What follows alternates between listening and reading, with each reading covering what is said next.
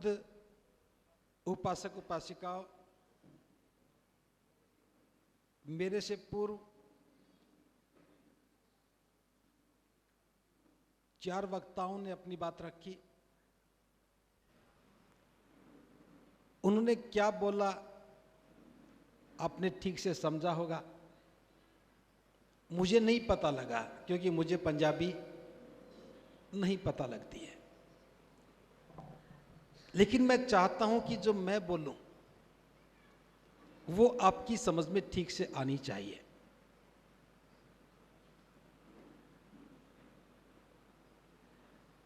अगर पीछे वालों को गर्मी ना लगे तो कूलर बंद कर सकते हो, थोड़ी देर बंद करके देखेंगे आवाज बहुत साफ हो जाएगी, क्योंकि हमें बड़ी मुश्किल से समय मिलता है सभी बातें करने के लिए। अगर कोई साथी वहां बंद कर दे 1-2 कूलर को तो ठीक हो जाए। हाँ, और मैं पूरा भरोसा दिलाता हूं कि आपको गर्मी नहीं लगेगी। एक छोटी सी घटना से मैं एक बात शुरू करता हूं। आवाज ठीक समझ में आ रही है?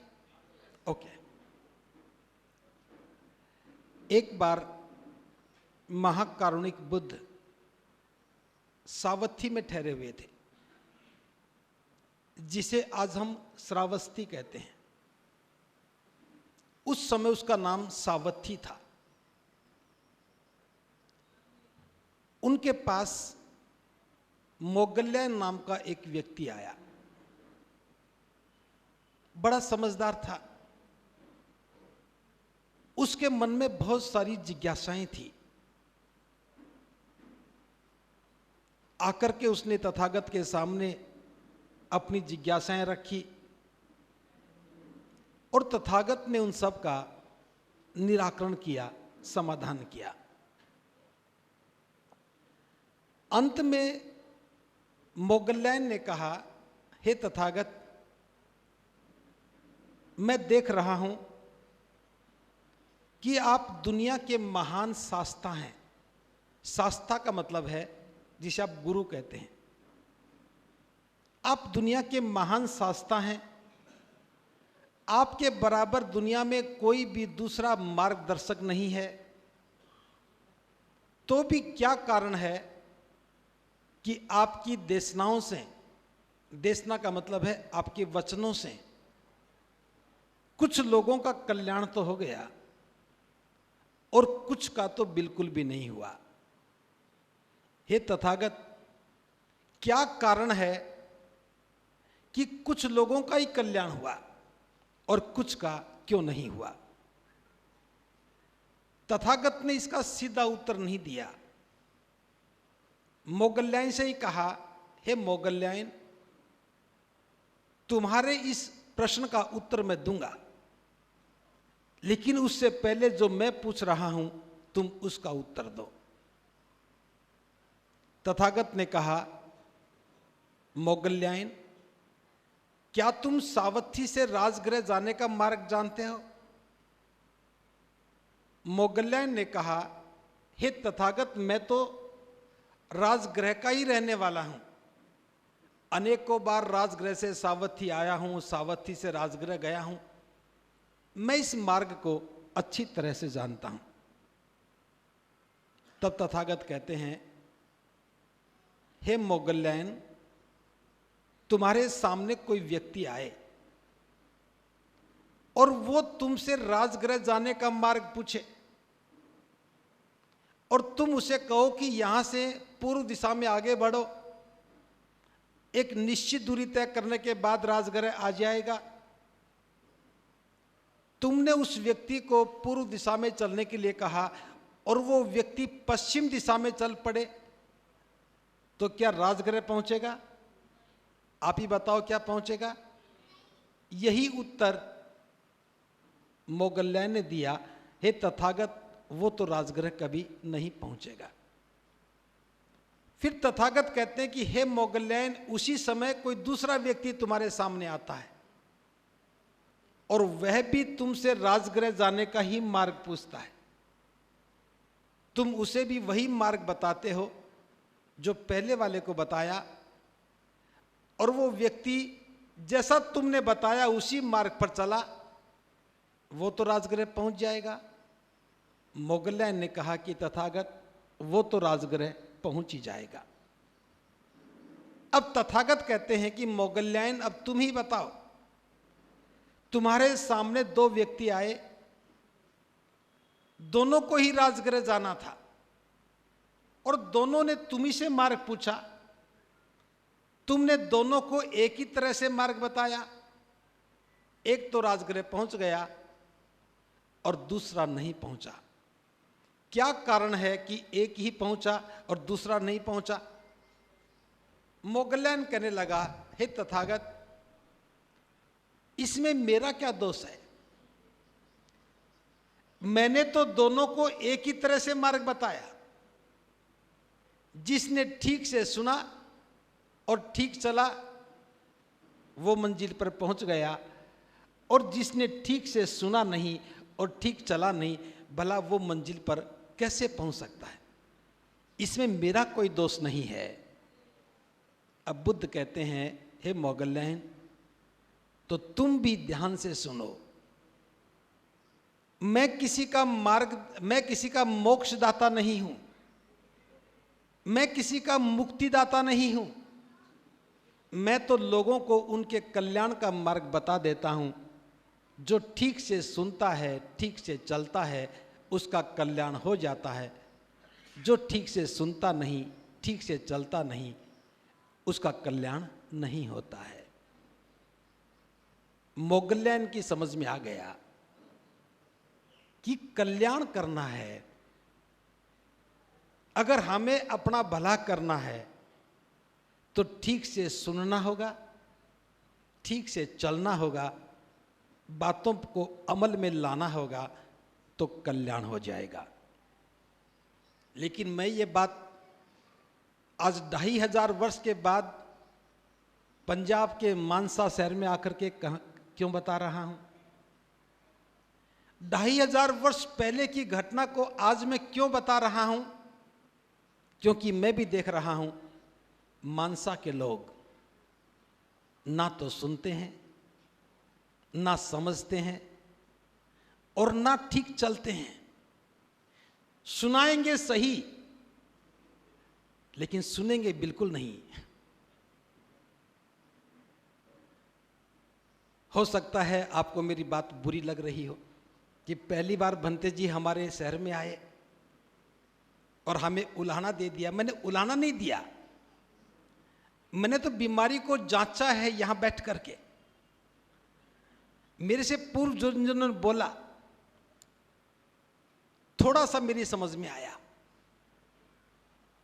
कि बीमारी को जानते हैं, बीमारी के लक्षणों को पहचानते हैं, लेकिन दवा नहीं खाते हैं,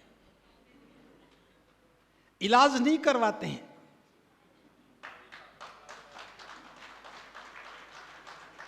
और जो ताली बजा रहे हैं वो तो पक्के बीमार हैं क्योंकि दवा तो वो भी नहीं खाते हैं। मैं ये बात क्यों कह रहा हूं? मैं इसलिए कह रहा हूं कि सबसे नासमझ कौन है? सबसे नासमझ वो हैं जो खुद दूसरों को समझा रहे हैं और खुद दवा नहीं खा रहे हैं। जो दूसरों को समझा रहे हैं और खुद दवा नहीं खा रहे हैं, और जब वो कब इलाज करने लगते हैं तो मरीज को भी अपना जैसा बना लेते हैं।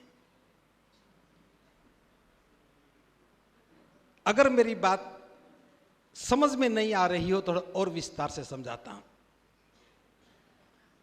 हालांकि मुझे बौद्ध धर्म की बात करनी थी, लेकिन मैंने सोचा कि बीमारी दूसरी है तो पहले इलाज करना चाहिए।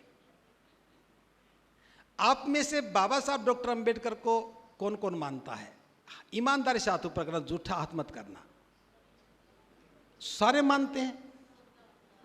हाथ नीचे करो। गुरु रविदास जी को अपना आदर्श कौन कौन मानते हैं? दो बात। आप में से चमार कौन कौन है? सारे हैं। अब मेरी बात सुनो, अब समझ जाना। अनुयायी का मतलब है अनुसरण करने वाला। अनुयायी का मतलब है अनुसरण करने वाला। बाबा साहब बुद्ध के अनुयायी थे, दीक्षा ली और बौद्ध बन गए। बन गए ना? आप लोग अगर बाबा साहब के अनुयायी हैं तो हमें बाबा साहब का अनुसरण करना चाहिए था या नहीं करना चाहिए था? अगर बाबा साहब का अनुसरण करते तो हम बौद्ध हो जाते या नहीं होते? अगर बौद्ध हो जाते तो चमार कैसे रह जाते?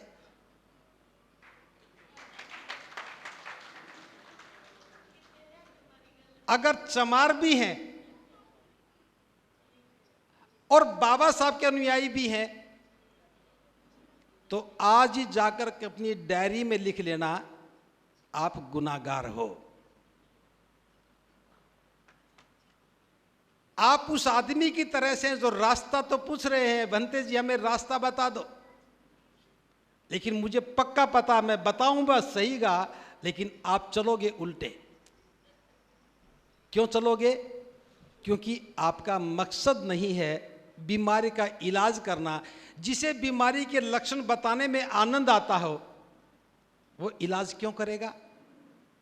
मैंने बहुत सारे लोगों को देखा है जो बीमार होंगे, कोई हालचाल पूछेगा कि भाई कैसे हो, तो रोनी सी सूरत बना के कहेंगे क्या बताऊं, बस कमर में दर्द रहता है, पेट में खराबी है, घुटनों में दर्द है, दिखता भी कुछ नहीं है। और बताते बताते इतना खुश हो जाएगा कि जैसे उसका इलाज ही हो गया हो। वो कहे कि भाई ये सारी बीमारियां हैं तो डॉक्टर बैठे वहां दिखाओ। अरे डॉक्टरों के बस का नहीं है, तो ऊपर जाके ठीक होंगे।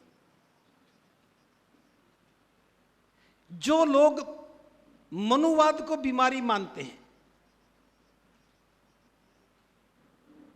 वो मनुवाद से प्रेम क्यों करते हैं? और बीमारी से प्रेम करते हैं तो समझदार कहां है? बाबा साहब ने तमाम समस्याओं का समाधान दिया। मैं बाबा साहब को इसलिए नहीं मानता हूं कि बाबा साहब ने देश का संविधान लिखा। मैं बाबा साहब को इसलिए मानता हूं कि बाबा साहब ने मेरे जीवन की सभी समस्याओं का समाधान दिया। और उस समाधान की अगर मैं बात करूं, उन्होंने लाहौर में एक अधिवेशन में भाषण देना था 1935 में। जात पात तोड़क मंडल ने आमंत्रण दिया और बाबा साहब ने अनाहिलेशन ऑफ कास्ट, जिसे हिंदी में जाति का संपूर्ण विनाश कहते हैं, एक भाषण लिखा। उस भाषण को वो लोग सुनना नहीं चाहते थे, समारोह को स्थगित कर दिया। वो भाषण नहीं है, वो जाति की बीमारी का इलाज है। बाबा साहब ने कहा कि तुम जिस भी दिशा में जाओगे जातिवाद के दैत्य से दो दो हाथ करने पड़ेंगे, और जब तक इसे नहीं मारोगे किसी भी दिशा में किया गया प्रयास कोई परिणाम नहीं देगा। 1935 में बाबा साहब ने यह लिखा, तुम जिस भी दिशा में जाओगे जातिवाद के दैत्य से दो दो हाथ करने पड़ेंगे, और जब तक इस जाति को नहीं मारोगे, दैत्य को नहीं मारोगे, किसी भी दिशा में किया गया प्रयास कोई परिणाम नहीं देगा। 1935 के बाद 65 वर्ष वो और 21 वर्ष ये, 86 वर्ष हो गए। 86 वर्षों में हमारी समझ में इतनी बात नहीं आई कि जाति एक दैत्य है, राक्षस है, और हम जाति से चिपके बैठे हैं। बाबा साहब को भी मानते हैं और जाति को भी बना के रखे हैं। चलो बाबा साहब दूर की बात हो गए, पंजाब के लोग गुरु रविदास जी को भी बड़ा मानते हैं। अभी मास्टर जी ने गुरु रविदास जी की कुछ बातें कही, नाम तो मैं भूल गया। गुरु रविदास ने कहा, जात जात में जात है जूं केलन को पात, रविदास मानुष जुड़ न सके जब तक जात कुजात। जैसे केले के पत्ते पर पत्ता लिपटा है, ऐसे हमारी जाति पर जाति लिपटी है। जात जात में जात है जूं केलन को पात, रविदास मानुष जुड़ न सके जब तक जात कुजात। हमारा भाईचारा नहीं बन सकता, इंसानियत जुड़ नहीं सकती जब तक ये जात और कुजात रहेंगी। अब रविदास जी ने जाति को क्या बताया? कुजात बताया। जात पात के फेर में उलझ रहे सब लोग, रविदास मानुषता को खात है जात पात का रोग। ये बात समझ में आई नहीं आई कि सारे लोग जाति पाति के फेर में उलझ गए हैं, और इंसानियत को खाने वाली अगर कोई बीमारी है तो वो जाति का एक रोग है। जाति क्या है? एक बीमारी है। मेरी समझ में आ गया, मैंने जाति को रोग समझा। बाबा साहब की कही हुई बात मुझे समझ में आ गई, जाति बीमारी है, और मुक्त होकर के बुद्ध की शरण में चला गया। लेकिन पंजाब के लोग अणखी पुत चमारा दे गीत गाते हैं, फिर नाचते हैं।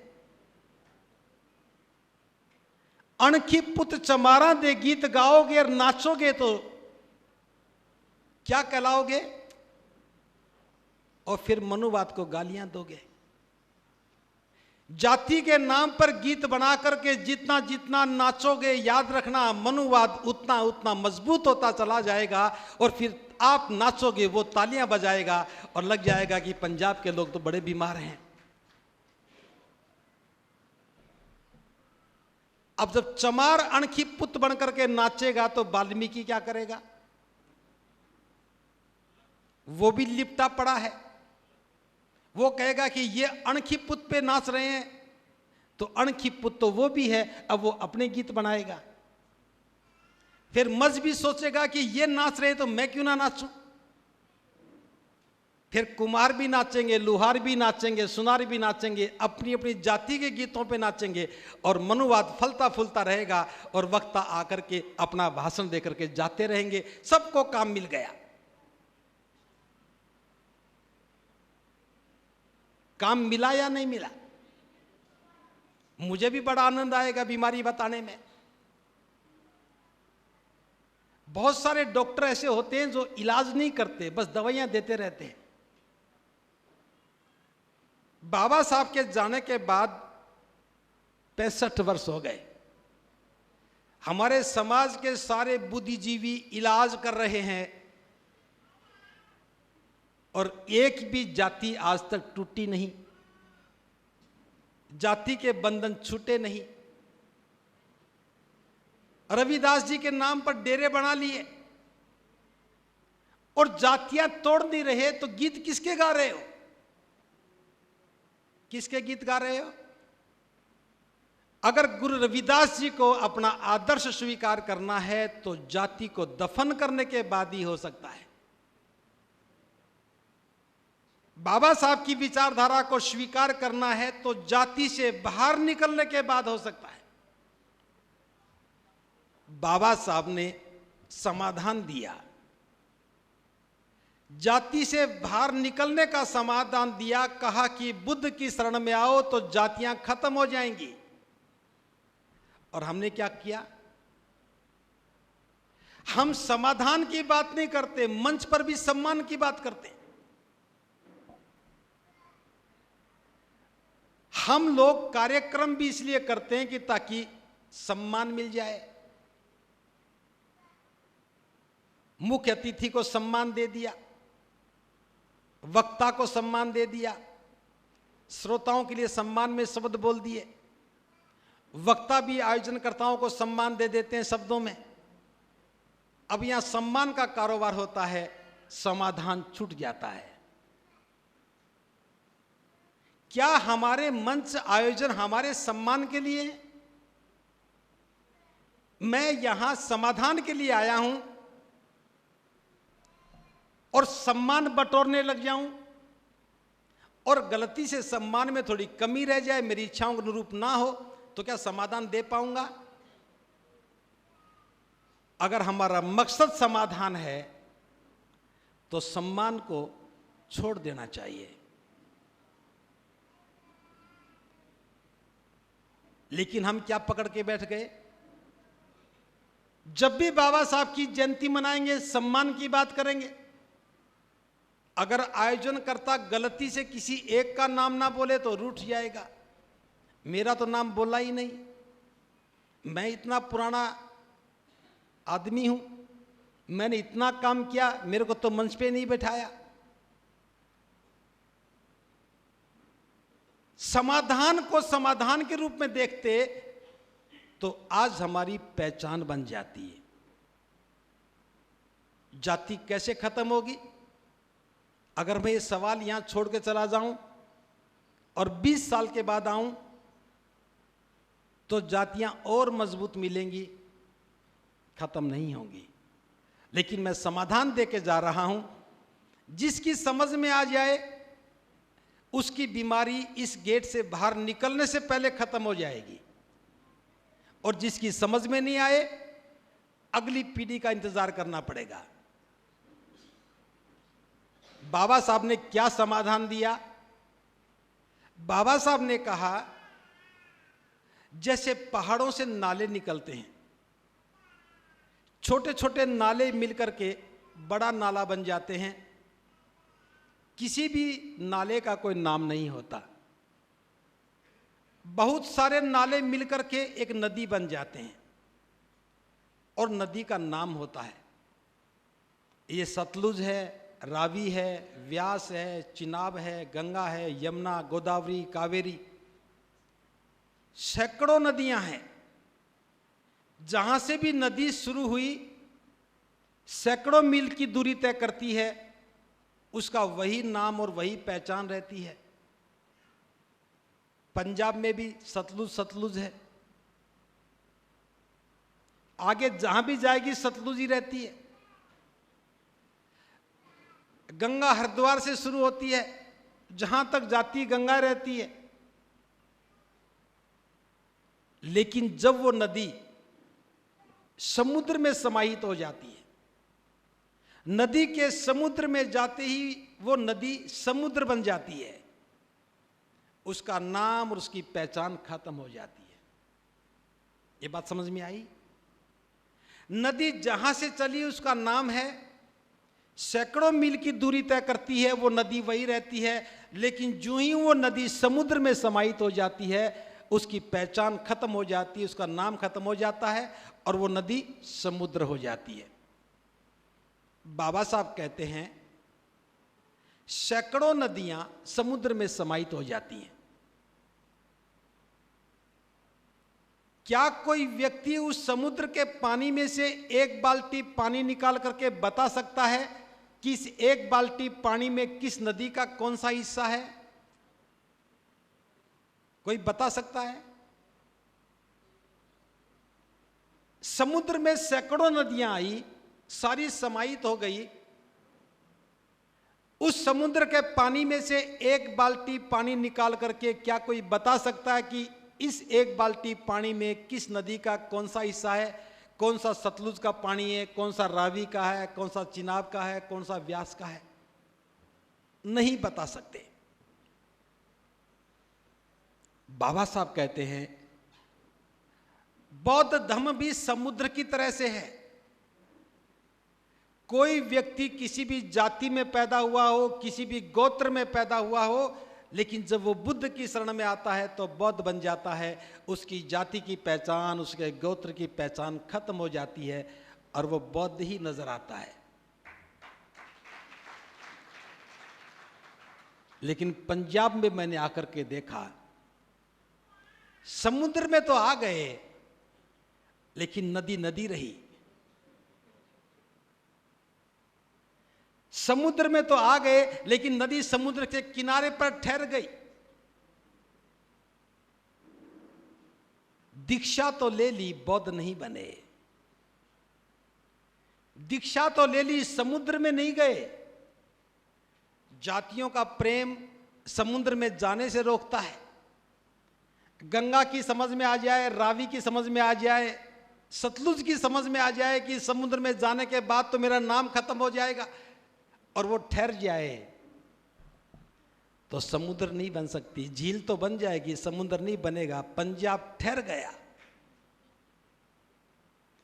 और मंच पर बैठे हुए लोग ज्यादा ठहर गए। इनकी जिम्मेदारी थी कि समुद्र में चले जाते। इतना सा काम करना, नदी को समुद्र बनने के लिए करना कुछ नहीं पड़ता। पहाड़ से चली है, ढलान पे चलती है, चलते चलते पहुंच जाती है और समुद्र बन जाती है। हम भी जहां से भी चले, बाबा साहब की बात समझ में आ गई, बुद्ध की समझ शरण में चले गए और बौद्ध बन गए। करना क्या था? मैं बौद्ध बना, बौद्ध भिक्षु बना। मैंने क्या किया? मुझे तो याद ही नहीं कि मैंने कभी जाति को तोड़ा। मुझे तो मालूम ही नहीं कि मेरी कोई जाति भी थी। भिक्षु बनने के बाद जातियां गौण हो गई, बौद्ध बनने के बाद जाति की पहचान खत्म हो गई। अगर इतनी सी बात हम सब की समझ में आ जाए, आप सभी बौद्ध बन जाओ, चाहे गुरु रविदास जी की बात को मान के बौद्ध बनो, चाहे बाबा साहब की बात को मान के बौद्ध बनो। थोड़ी सी संभावना यह भी है कि मेरी बात को मान करके बौद्ध बन जाओ। कोई नहीं पूछने वाला कि किसकी बात को मान के बौद्ध बने, लेकिन समुद्र बन जाएंगे, और समुद्र बनेंगे तो इन बीमारियों से छुटकारा मिल जाएगा। फिर कोई अणखी पुत चमारा दे गीत बजाए भीगा, तो हम कहेंगे देखो कैसे मनुवादी लोग हैं। तब हमारे गायकार भी गीत लिखने की शैली को बदल लेंगे। तब हमारे गायकार भी अच्छे गीत लिखेंगे, सुंदर गीत लिखेंगे, भाईचारा बनाने वाले गीत लिखेंगे, इंसानियत को जोड़ने वाले गीत लिखेंगे, और वो हमारा एक सुंदर सा प्रयास होगा।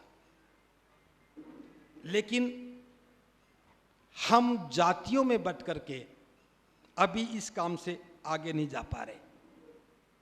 दूसरी बात मैं करता हूं, हमें भेदभाव खत्म करना था। जब हम बाबा साहब के अनुयायी हैं तो बाबा साहब का पूरा संघर्ष समता, करुणा और मैत्री के लिए था, स्वतंत्रता और न्याय के लिए था, भाईचारा बनाने के लिए था। इस संघर्ष में हम अगर अपने भाइयों से प्रेम करना शुरू कर देते, एक मजबूत भाईचारा बनाते, तो ताकत बनती। गुरु रविदास ने कहा, रविदास सुख बसन को, रविदास सुख बसन को बस दो ही ठाव, एक सवराज माही दूजा मरगट गांव। ऐ मेरे भाई, सुख से बसना है तो दो ही ठिकाने हैं, या तो अपना राज हो या शमशान घाट हो। पंजाब ने क्या चुना? अपना राज तो चुना नहीं। पंजाब से एक आंदोलन शुरू हुआ, रविदास सुख बसन को बस दो ही ठाव, एक सवराज माई दूजा मरकट गांव। पंजाब के लोगों ने शमशान घाट को चुना और उत्तर प्रदेश के लोगों ने अपने राज को चुना। किसकी बात मानी? किसकी बात मान रहे हो? अगर बुद्ध की शरण में आ जाते, हम बौद्ध बन जाते, जातियां टूटती, सारे लोग बौद्ध बन जाते, तो हम बहुजन कहलाते, 100 में से एक ज्यादा हो जाते। लोकतांत्रिक देश में जिसके ज्यादा वोट हैं उसका राज होना चाहिए, और ये बात आपकी भी समझ में आ जाती। फिर गुरु रविदास जी की बात सामने होती, सुख से बसना है तो दो ही ठिकाने हैं, या तो अपना राज या शमशान घाट। तो कहां आपकी खाट होती? अपना राज होता है तो वहां सुख मिलता है, अपना राज नहीं है तो फिर शमशान जैसी खामोशी जो डर पैदा करती है। आज समाज में डर व्याप्त है, भय व्याप्त है, लेकिन जाग नहीं रहे हैं। क्यों नहीं जाग रहे? जागने के बाद व्यक्ति पहचान बनाने की बात करता है। जब भी हम कोई मार्ग बदलेंगे तो हमारी पहचान बदल जाएगी, लेकिन पहचान हम बदलना नहीं चाहते, और बिना पहचान बदले अवस्था में परिवर्तन नहीं होता। बाबा साहब ने अनाहिलेशन ऑफ कास्ट में लिखा है, जब तक हम अपनी व्यवस्था में बदलाव नहीं करेंगे, जब तक हम अपनी व्यवस्था में बदलाव नहीं करेंगे, हम कोई परिवर्तन नहीं ला सकते। ना तो हम किसी को राष्ट्रभक्त बना सकते हैं, ना किसी को विद्रोह करने के लिए तैयार कर सकते हैं, ना हम किसी का चरित्र निर्माण कर सकते हैं, ना हम किसी को देशभक्त बना सकते हैं। बाबा साहब लिखते हैं, जाति की बुनियाद पर जो भी काम करोगे वो कभी पूरा नहीं होगा, वो चटक जाएगा, टूट जाएगा। हमें अपनी व्यवस्था बदलनी थी, लेकिन पढ़ लिखने के बाद परिणाम क्या आया?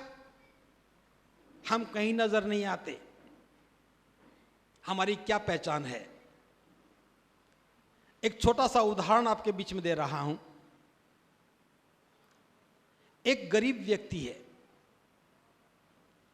जिसके पास उसने कोई पढ़ाई नहीं की, बिल्कुल अनपढ़ है, मजदूर है, थोड़ा सा पैसा कमाता है, अपना पालन पोषण कर लेता है।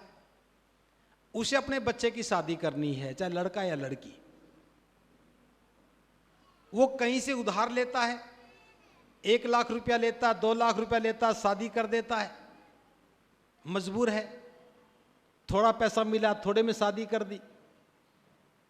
एक दूसरा व्यक्ति है जो पढ़ा लिखा है, नौकरी करने वाला है, तनख्वाह घर में आती है, उसे भी अपने बच्चे की शादी करनी है। वो 5 से 10 लाख में शादी करता है, 10 लाख में हो जाती है ना।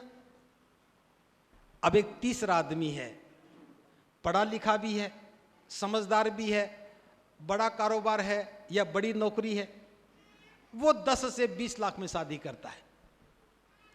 एक व्यक्ति ने 2 लाख में शादी की, जो गरीब है, अनपढ़ है। दूसरा आदमी पढ़ा लिखा समझदार है, 10 लाख में शादी करता है। तीसरा आदमी पढ़ा लिखा है, समझदार है, पैसे वाला है, वो 20 लाख में शादी करता है। इन तीनों में समझदार कौन है? 2 लाख वाला समझदार है, 10 लाख वाला समझदार है, या 20 लाख वाला समझदार है? मेरे को उत्तर मत देना, घर में जाके सोचना।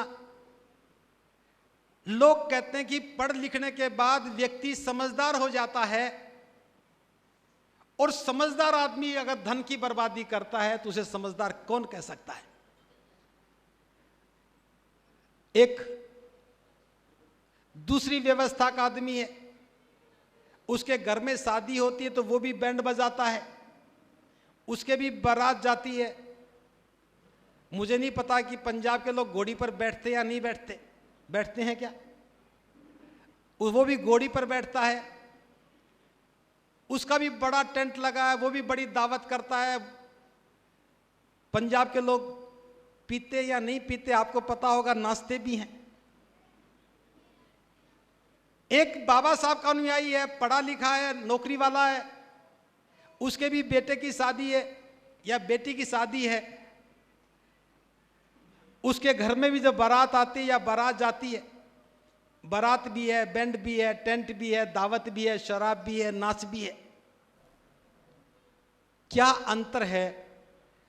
जिस व्यवस्था को हम कोसते हैं, जिसके विरुद्ध हम खड़े हैं, उस व्यवस्था में, और बाबा साहब के अनुयायी हैं, रविदास जी के अनुयायी हैं, उनकी व्यवस्था में क्या कोई पहचान करके बता सकता है कि ये हमारी व्यवस्था है, ये उनकी व्यवस्था है?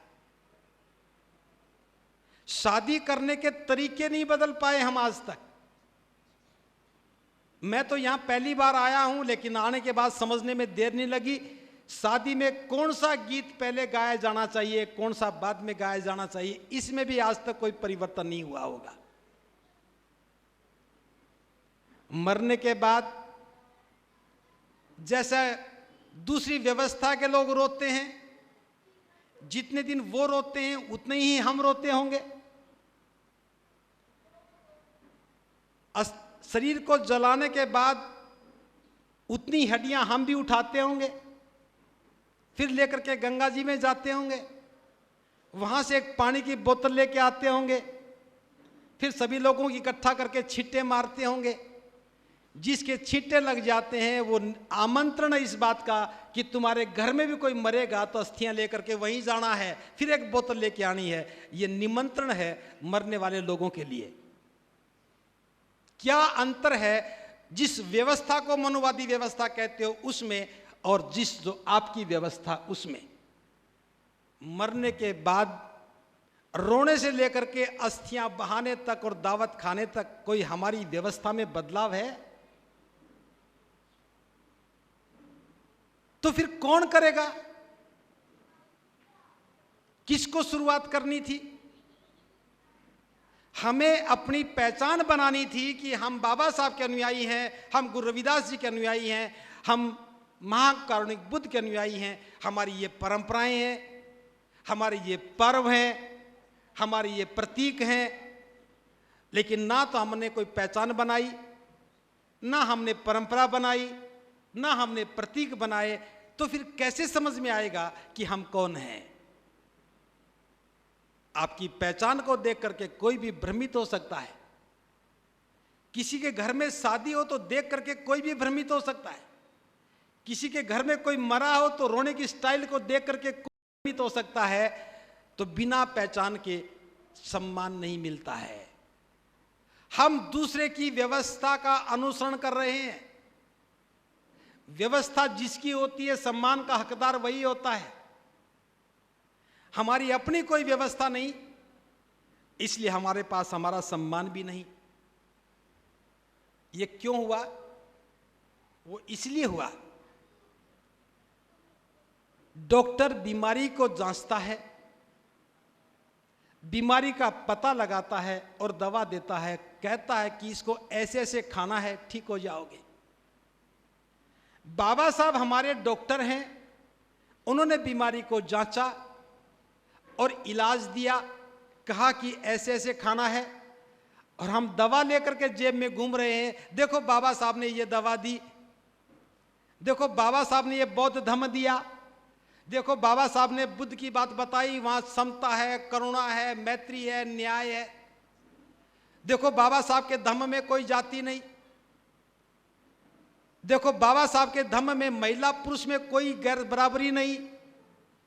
बहुत अच्छा लगता है, जो बता रहा ना तो दवा वो खाता है, जो सुनता है ना दवा वो खाता है, और हम पहचान नहीं बना पाते हैं।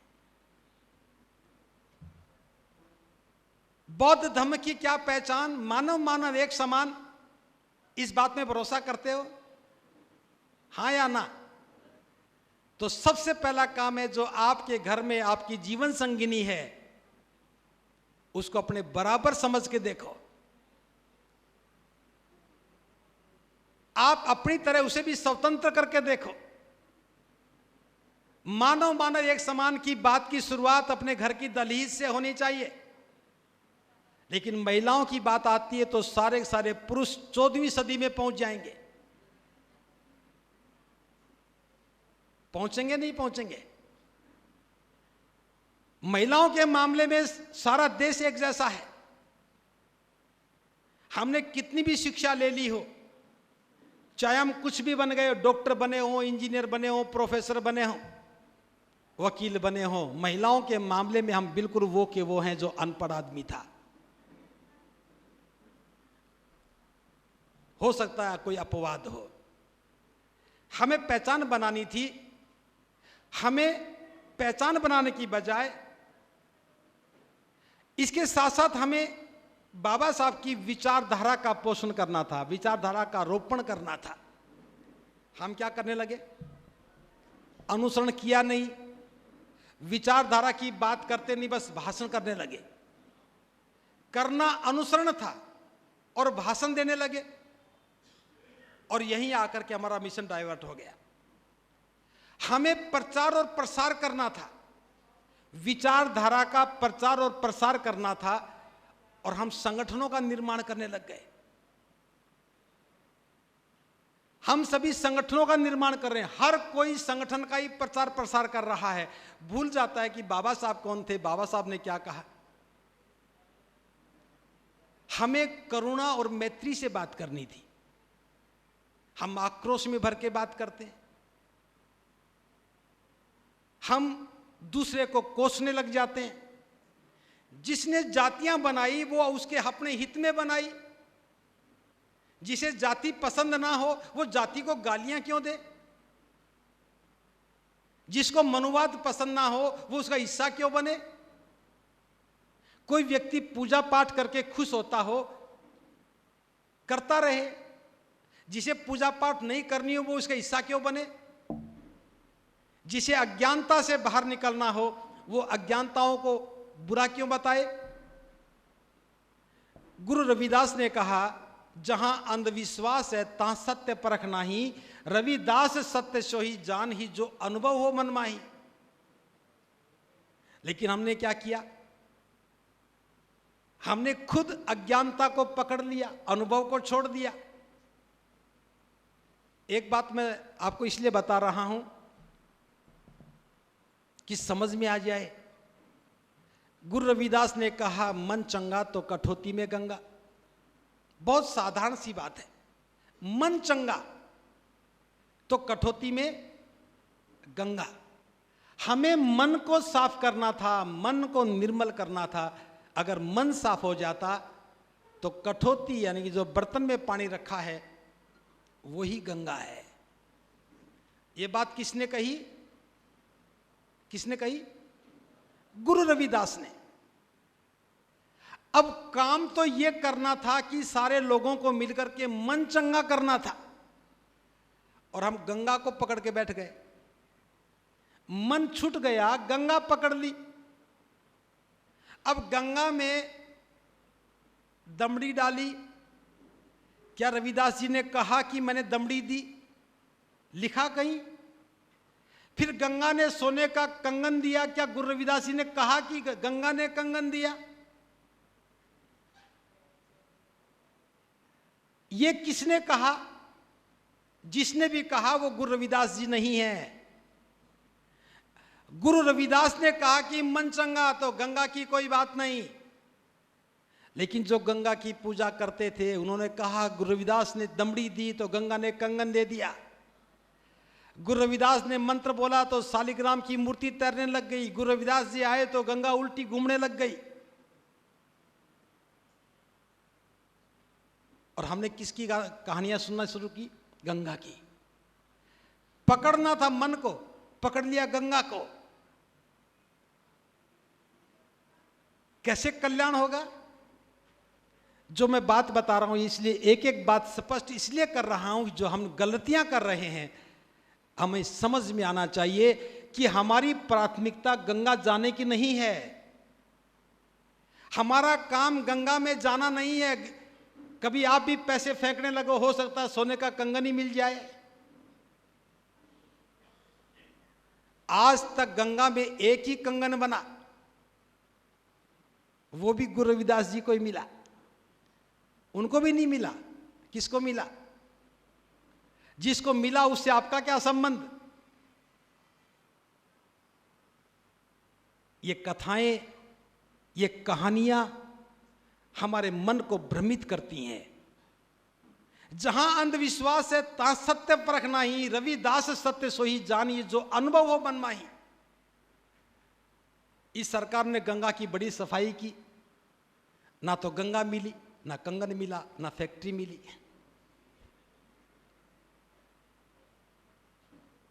मिली क्या? हमें मन चंगा करना चाहिए था। और मन चंगा कब होता? ये बुद्ध की बात थी। बुद्ध कहते हैं धम्म पद का पहला ही पद है मनोपमा धम्मा मनो सेठा मनोमया। मनसा च पदुठेन भासती वा करोति वा ततो नंग दुख मनवेती चक्कंग व बहतो पदंग।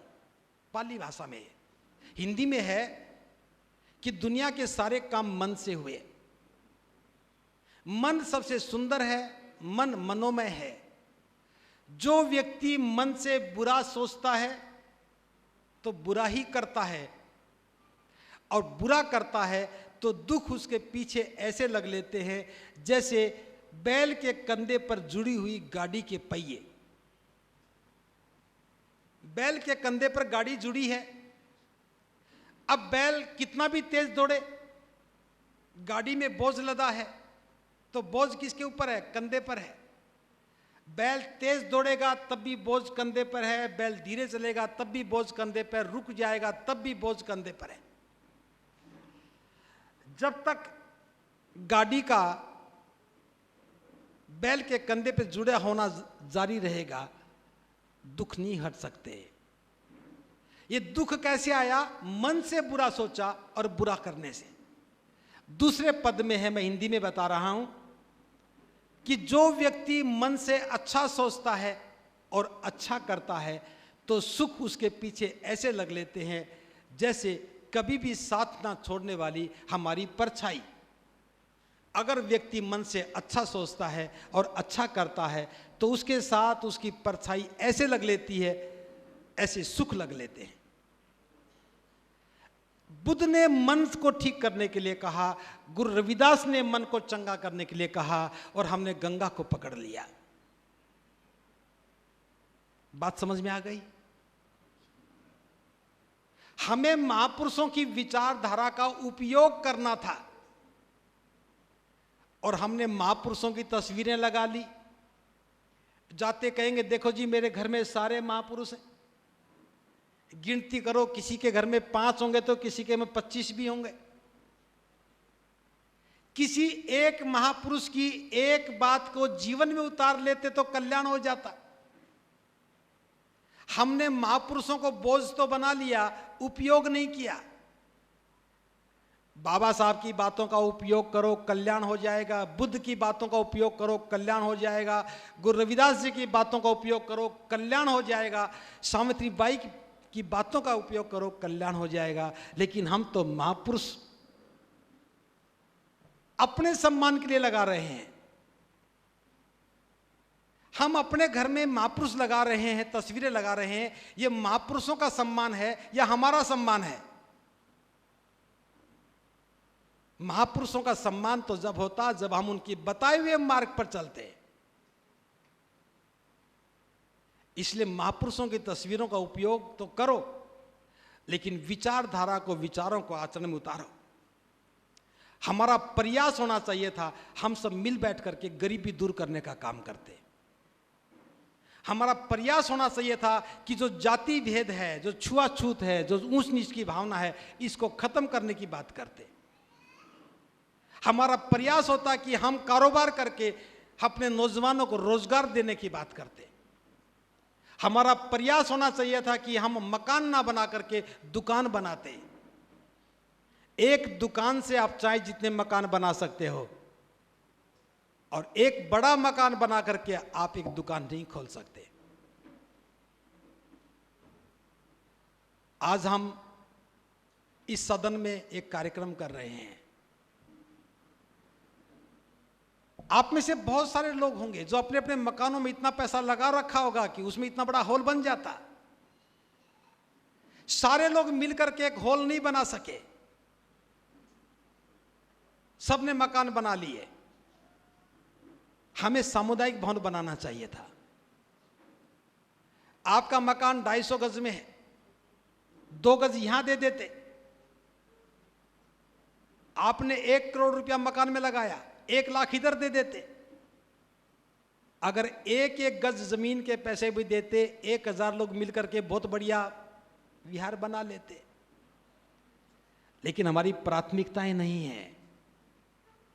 हमें सही दिशा का ज्ञान नहीं हो पा रहा। क्यों नहीं हो पा रहा? क्योंकि हम अध्ययन नहीं करते। मैं जो बात कह रहा हूं जांचना भी चाहता हूं।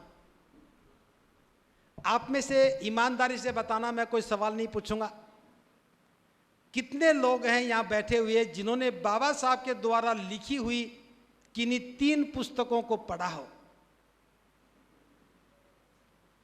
ईमानदार से हाथ ऊपर करना। सवाल नहीं पूछूंगा कोई भी, आपने क्या पढ़ा, सिर्फ ये पूछ रहा हूं कि बाबा साहब के द्वारा लिखी हुई 3 पुस्तकों को पढ़ा हो, कोई 3 पुस्तक।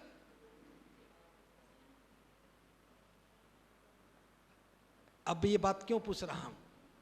जब बाबा साहब की लिखी हुई बातें पढ़ी ही नहीं तो पढ़ाओगे क्या? अब मैं आज बोल के जा रहा हूं, मेरी सुनी हुई बातें 2 बात याद रख लोगे, बताने लग जाओगे। प्रिंसिपल साहब बोल के गए, उनकी 2 बात याद रख लोगे, बताने लग जाओगे। हो सकता है मैं गलत बता रहा हूं।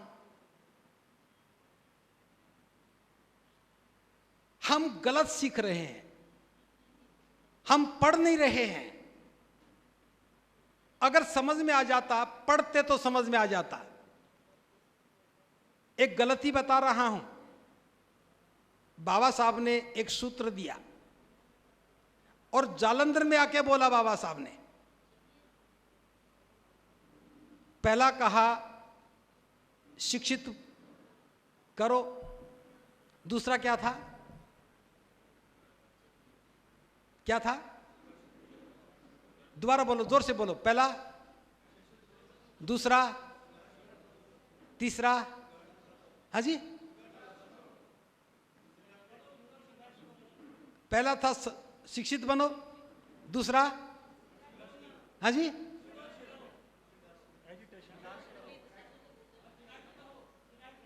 यूनाइटेड नहीं कहा। ना तो बाबा साहब ने संघर्ष करो कहा, बाबा साहब ने कहा एजुकेट, एजिटेट एंड ऑर्गेनाइज। ये करो या बनो की बात मैं नहीं कर रहा हूं, बहुत लंबा बात हो जाएगी। बाबा साहब ने कहा एजुकेट, एजिटेट एंड ऑर्गेनाइज। आप लोगों ने, हम सब ने क्या कहा? शिक्षित बनो, संगठित रहो, संघर्ष करो। आप थोड़ी समझदारी से बता रहे हो। किताबों में लिख दिया, बैनर पे लिख दिया, पंपलेट में लिख दिया, शिक्षित बनो, संगठित रहो, संघर्ष करो। जबकि बाबा साहब ने कभी नहीं कहा कि शिक्षित बनो, संगठित रहो, संघर्ष करो। एजुकेट का मतलब ठीक है, शिक्षित बनो, करो। दूसरा एजिटेट था। एजिटेट का मतलब संघर्ष नहीं होता। एजिटेट का मतलब है आंदोलित करना, आंदोलित हो जाना, बगावत करना, उद्वेलित हो जाना, आक्रोशित हो जाना। जो मैंने सुना उससे मेरा मन आंदोलित हो गया, मेरी समझ में आया और मैं रूपांतरित हो गया। ये एजिटेट है। एंड ऑर्गेनाइज देम, उसके बाद उनको संगठित करो। और बाबा साहब ने ये लिया है बुद्धं शरणं गच्छामि, धम्मं शरणं गच्छामि, संघं शरणं गच्छामि से। बुद्धं शरणं गच्छामि का मतलब है एजुकेट, ज्ञान की शरण में आना, बुद्ध की शरण में आना, एजुकेट है। धम्मं शरणं गच्छामि का मतलब है जो सीख लिया, जान लिया, उसको आचरण में उतारो, एजिटेट। और संघं शरणं गच्छामि, जो एजिटेट हो गए वो लोग मिलकर के संगठन बनाए, संघ बनाए। जैसे मैंने बुद्ध की बात सुनी, मेरी समझ में आ गया और मैं भिक्षु बन गया। सुना, वो एजुकेट था, मेरी समझ में आ गया और मैं भिक्षु बन गया, ये एजिटेट हो गया। मेरे साथ एक भिक्षु और बैठे हैं, ये भी भिक्षु बन गए, 4 और आ गए, हम सब मिल करके संघ बन गया। भिक्षु बने तो भिक्षु संघ हो गया, उपासक बने तो उपासक संघ हो गया, उपासिका बने तो उपासिका संघ हो गया। एजिटेट होने के बाद जो लोग आएंगे उनका संघ बनेगा। हमारे पढ़े लिखे लोगों ने कहा कि बाबा साहब से गलती हो गई, एजुकेशन के बाद तो संगठन बनना चाहिए, संगठन के बाद संघर्ष होना चाहिए। यह योजना किसने बनाई? पढ़े लिखे अनपढ़ लोगों ने। पढ़े लिखे नासमझ लोगों ने बाबा साहब पर संदेह करके अपनी योजना बना ली। अब पढ़ने लिखने के बाद सिर्फ संगठन ही बनाने लग गए, संगठित होने का कोई काम नहीं किया। ये गलतियां कब तक होती रहेंगी? जब तक हम उनको ठीक नहीं करेंगे। इसलिए मेरा यह कहना है, अगर पंजाब में बदलाव चाहते हो, अपनी पहचान बनाना चाहते हो, अपनी समस्याओं का समाधान चाहते हो, तो हमें साहित्य पर काम करना होगा। बाबा साहब के द्वारा लिखित साहित्य को ठीक से पढ़ना होगा। और ठीक से पढ़ने का मेरा मतलब एक बार पढ़ना नहीं है, एक पुस्तक को कम से कम 4 बार पढ़ना होगा। आप मेरी बात को यहां से समझिए। कोई भी छात्र जिस भी परीक्षा को पास करना चाहता है, 1 साल में एक ही सिलेबस को कितनी बार पढ़ता है? कम से कम 3 या 4 बार, तब पास होता है। और हम सोचते हैं कि बाबा साहब जैसे महान विद्वान के द्वारा लिखी हुई पुस्तकों को एक बार पढ़ने के बाद हम पास हो नहीं, मास्टर बन जाएं। एक बार पढ़ने के बाद तो पास भी नहीं हो सकते। मास्टर तो जब बनोगे, जब बाबा साहब की कई बार किताब पढ़ने के बाद जब सोचने लगोगे, तब मास्टर बनोगे। हमारा सारा आंदोलन बिना पढ़े चल रहा है, बिना लिखे चल रहा है, बिना समझे चल रहा है। इसीलिए पंजाब दिल्ली से ज्यादा दूर नहीं है, सिरसा ज्यादा दूर नहीं है। मुझे तो कल ही पता लगा कि सिरसा से इतना नजदीक है, मात्र 17 किलोमीटर दूर मानसा। और मुझे पता लगा कि 42 साल के बाद कोई भिक्खू दूसरी बार यहां आया है। एक भिक्खू 80 में आया और मैं 2022 में, 42 साल लग गए सिरसा से यहां तक आने में, और मुझे भी 25 साल लगे सिरसा से यहां आने में। हम नहीं आए, यह हमारा दोष हो सकता है, लेकिन आप बाहर क्यों नहीं निकले, यह दोष किसका है? आपने बाबा साहब की बात को समझ करके बुद्ध की शरण में जाने के लिए प्रयास करना चाहिए था। यह कमी किसकी हो गई? मैंने तो अपनी कमी ठीक कर ली। अब यह बताओ कि आप इस कमी को कब ठीक करोगे? यह तय करना होगा। और महिला पुरुषों को बराबर भागीदारी से तय करना होगा। मैं सोच रहा था यह बीमारी हिंदी भाषी क्षेत्रों की है, पंजाब में आके पता लगा बीमारी पंजाब में भी बराबर ही है। महिलाओं को लेकर आना शान के खिलाफ समझते हैं। अगली बार अगर मुझे गलती से बुला लो तो अकेले मत आना, अपनी जीवन संगिनी को साथ लेके आना। और जितनी भी महिलाएं बैठी, मैं आपसे भी कह रहा हूं, अगर आपके जीवन साथी आपको ना लेकर के आए तो उनको पकड़ के घर में रख लेना। यह गलती होती रही, पुरुषों ने सोचा कि बस तुम्हारा एक काम है। और मैं तो साफ बता रहा हूं, अगर पंजाब में बौद्ध धर्म को स्थापित करना है तो अगले कार्यक्रम में एक भी पुरुष ना आए, केवल महिलाएं आ जाएं। जो काम इन 65 वर्षों में नहीं हुआ, वो काम 3 महीने में हो जाएगा। क्या? क्योंकि महिलाएं स्वभाव से धार्मिक होती हैं, उनका स्वभाव धार्मिक होता है, वो धम्म की अनुभूति को ठीक से समझती हैं। और पुरुषों का स्वभाव ग्रहण करने का नहीं है, पुरुषों का स्वभाव भाषण देने का होता है। और जब तक इस बीमारी का इलाज ना हो जाए, आंदोलन आगे नहीं बढ़ेगा। बाबा साहब दुनिया के महान विद्वान हैं, बहुत सोच समझ करके बुद्ध की शरण दी, क्योंकि वहां करुणा है, मैत्री है, दया है। हमारा स्वभाव बदलना चाहिए था। धम्म की शरण में आने के बाद हम विनम्र बनने चाहिए थे, मधुर वाणी होनी चाहिए थी, सुंदर स्वभाव होना चाहिए था, सुंदर व्यवहार होना चाहिए था। लेकिन हम धम्म को नहीं समझ पाए, बौद्ध भिक्षु भी ठीक से काम नहीं कर पाए, जो भी यहाँ आए वो ठीक से समझा नहीं पाए, इस कारण से हम काफ़ी पिछड़ गए। तो बहुत लंबी बात ना करते हुए आज मैंने धम्म पर कोई चर्चा नहीं की है, ये सोच करके कि पहले बीमारी समझ में आनी चाहिए।